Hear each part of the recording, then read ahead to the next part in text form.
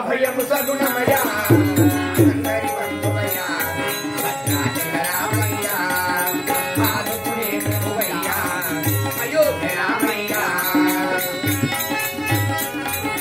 భద్రాచలము పుణ్యక్షేత్రము అంతా రామమయం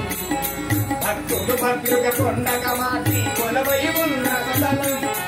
పరమ భక్తితో రామదాసుని ఆలయము కట్టించనుగా సీతారామ లక్ష్మణం ఆభరణములే చేయించనుగా పంచవటి జానకి రాముల హరమశాల హరిగో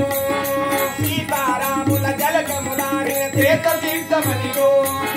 రామ భక్తితో నదిగా మారిన శబరిదేనయ్యా